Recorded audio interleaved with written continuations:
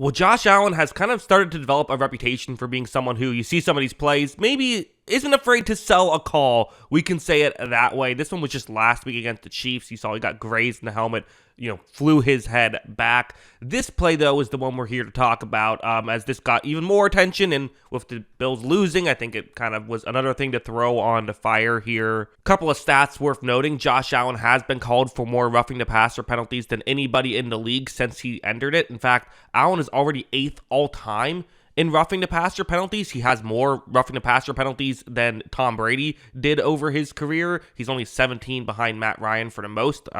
Currently Matt Ryan sits at 57. But part of that makes sense, right? Allen's a big quarterback, so it takes a lot to bring him down.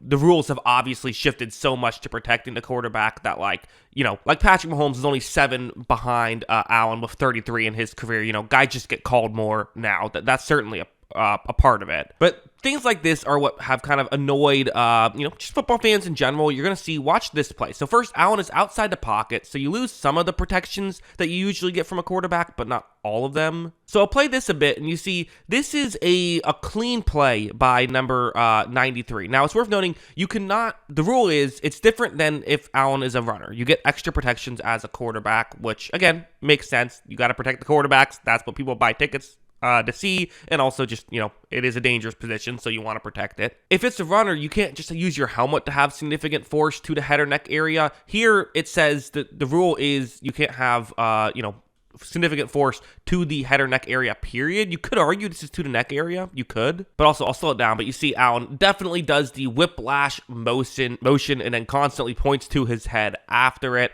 A lot of fans were not, kind of gotten fed up with Josh Allen doing this a bit. And listen, ultimately, this was not called for a penalty. The ref did not get fooled by this. So the biggest thing you got to do is just don't reward them when they try and flop. A lot of Josh Allen's flops over the years have not resulted in penalties. But I think people have wondered, is there something that should be done about this? It's not just Josh Allen. Mahomes obviously will try to sell some calls, right? A lot of quarterbacks do this across the league. This is not just an Allen thing. But I think the reason why this is the problem is you don't want a boy who cried wolf situation where Allen actually gets clobbered in the head, but everyone assumes that he's, maybe the official thinks that he's flopping and decides not to throw the flag, right? You don't want a situation like that. You want to protect the quarterback. So what are the potential fixes for this? Well, some people have said, should maybe if you get hit like this and you do the whiplash motion, you just have to go into the blue medical tent and get evaluated for a concussion. Quarterbacks will stop kind of doing something like this if that's the rule, because then you're going to have to sit out however long it takes to be evaluated for a concussion.